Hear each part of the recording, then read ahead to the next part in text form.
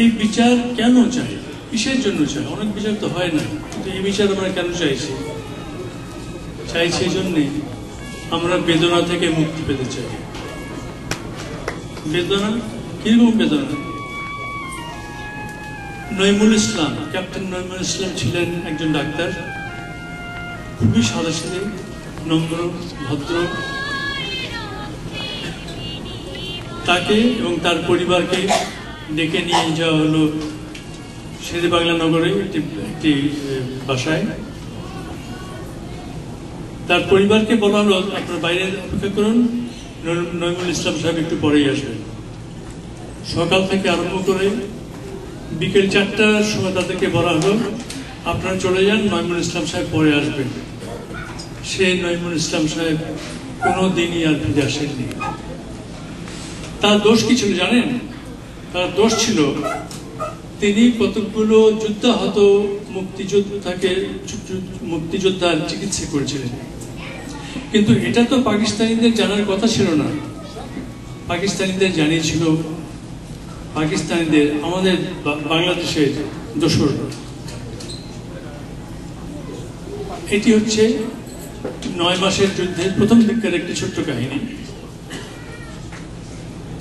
আমরা দ্বিতীয়টি বলছি, আমরা এই মাসখানেক আগে পটুয়াখালী গিয়েছিলাম। সেখানে একটি গ্রামে যখন সবার সাথে আলোচনা করছি, তখন প্রায় 10-12টি মহিলা, 60 বছর, 65 বছর, 70 বছর হবে, এরকম হবে, তারা আমাদের কাছে আসলেন। এসে বললেন, প্রায় 10 জন, তারা বললেন যে তাদেরকে চরম অপমানিত করা হয়েছিল 71 সালে অগাস্ট মাসে বর্ষার সময়। আমরা এই পাকিস্তানিদের যারা আমাদের দেশীয় দোসর, তারা নৌকা করে সেই লঞ্চগুলোকে পথ দেখে নিয়ে এসে সেই সব বাড়িতে নিয়ে যায়। আর 14ই ডিসেম্বরের ঘটনা তো আপনারা সবাই জানেন, যে গভীর রাত্রে বাড়ি বাড়ি গিয়ে আমাদের বুদ্ধিজীবীদের বের করে যে হত্যা করা হয়, সে বিষয়ে আমি বিশেষ বলবো না। কিন্তু এটাও করা হয় আমাদের দেশীয় দোসরদের দ্বারা। এই যে জঘন্য অপরাধ করেছে, এটা কারা করেছে জানেন?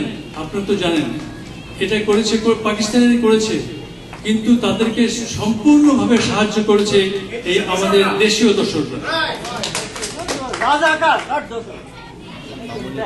যারা এই দেশের মাটিতে জন্মগ্রহণ ছিলেন, তাদের বিরুদ্ধে এই জঘন্য অপরাধ করতে।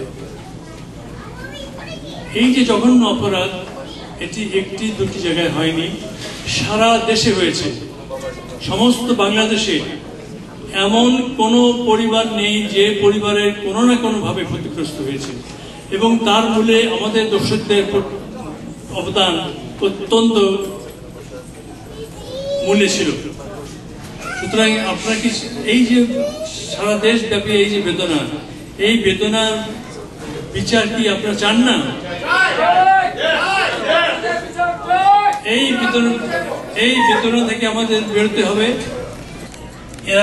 এবং আর্মির চিফ অফ স্টাফ পরিষ্কার ভাষায় বলেছেন যে যুদ্ধ অপরাধীদের বিচার করা উচিত আর করতে হবে, দুটোর মধ্যে পার্থক্য আছে। তারপরে বলবো, হয়তোবা এরা সত্যিকার ভাবেই বলেছিলেন যে এদের বিচার করা উচিত, কিন্তু এই সরকারেই এমন লোক আছে, এমন চাপ তাদের উপর আছে, যে জন্যে তারা এই বিচার করতে পারছেন না। এবং সেই চাপ কোত্থেকে আসছে আপনারা নিশ্চয়ই অনুধাবন করতে পারেন। সেই চাপ আসছে সেই যুদ্ধ অপরাধীদের কাছ থেকে, তাদের দলের কাছ থেকে, তাদের অঙ্গ সংগঠনের কাছ থেকে, যাতে এই বিচার না হয়। শুধু দেশে নয়, আপনারা মনে করবেন না যে আমাদের প্রতিরোধ যেটা আসছে সেটা শুধু দেশের ভেতর থেকে। আমরা শুনেছি যে মধ্যপ্রাচ্য থেকে 2-1টি দেশ, বিশেষ করে একটি দেশ সম্ভবত সরকারকে বলেছে যে যুদ্ধ অপরাধীদের বিচার যেন করা না হয়। তারা মনে করে তারা সামান্য কিছু সাহায্য দেয় বলে আমাদের সরকার সেখানে নেমে পড়বে, কিংবা এই দেশের জনগণ সেটা মেনে নেবে। এই দেশগুলো মুক্তিযুদ্ধের সময় পাকিস্তানিদের অস্ত্র দিয়েছে, অর্থ দিয়েছে, দিয়ে তাদেরকে সাহায্য করেছে আমাদের উপর অত্যাচার চালাতে, আমাদের দেশকে পরাধীন করে রাখতে। আমাদের দেশে যখন লক্ষ লক্ষ মুসলমান মানুষ নিহত হচ্ছিলেন, তখন তো তারা একটি সমর্থনের কথা বলেননি। আজ তারা একবারই এসছে, আমাদের উপদেশ দিতে আসছেন যে এই যুদ্ধ অপরাধীদের যেন বিচার করা না হয়। সেদিন আমরা তাদের কথা শুনিনি। তাদের কথা না শুনে আমরা 9 মাসে এই তাদের বন্ধু রাষ্ট্র পাকিস্তানকে পরাজিত করে আমরা দেশ স্বাধীন করেছিলাম। সেইটা কিন্তু করে থাকতে পারি, আজও তাদের কথাকে অবজ্ঞা করে আমরা এই যুদ্ধ অপরাধীদের বিচার আমরা করতে পারি এবং করবই।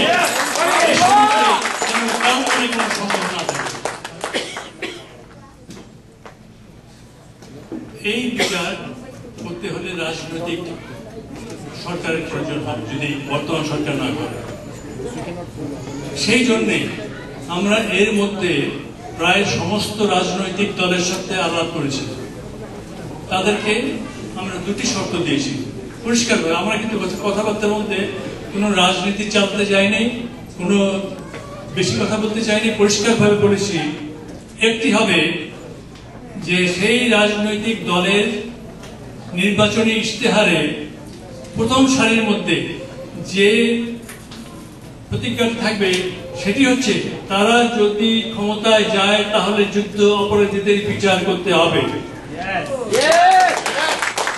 এবং দ্বিতীয়টি হচ্ছে তারা যদি যুদ্ধ অপরাধীদের সাথে কিংবা তাদের কোনো অঙ্গ সংগঠন কিংবা দলের সাথে নির্বাচনী আঘাত করে, তাহলে আমরা দেশের সমস্ত মুক্তিযোদ্ধাদের নিয়ে, মুক্তিযুদ্ধকে সমর্থন করে এরকম সমস্ত দেশবাসীকে নিয়ে তাদের নির্বাচনী প্রচারণার বিরোধিতা করব।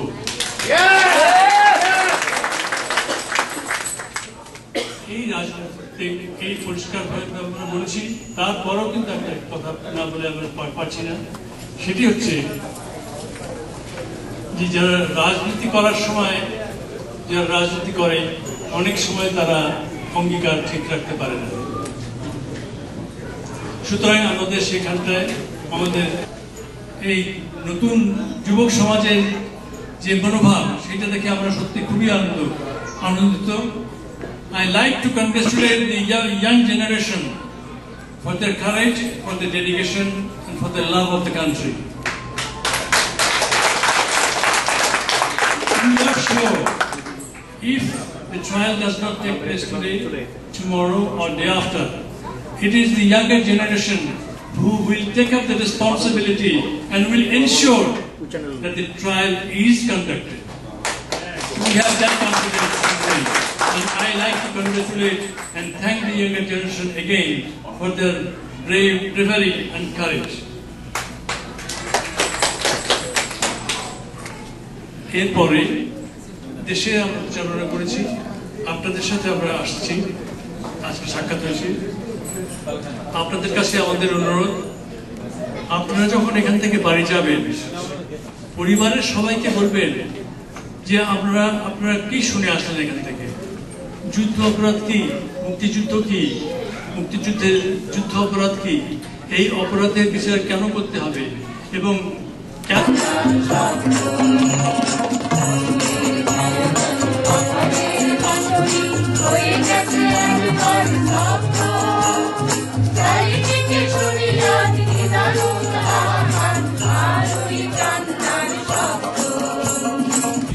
যুদ্ধ মানে কিছু রক্তাক্ত ইতিহাস, যুদ্ধ মানে কিছু শকুনিদের উল্লাস, যুদ্ধ মানে কিছু মানবতার পরাজয়।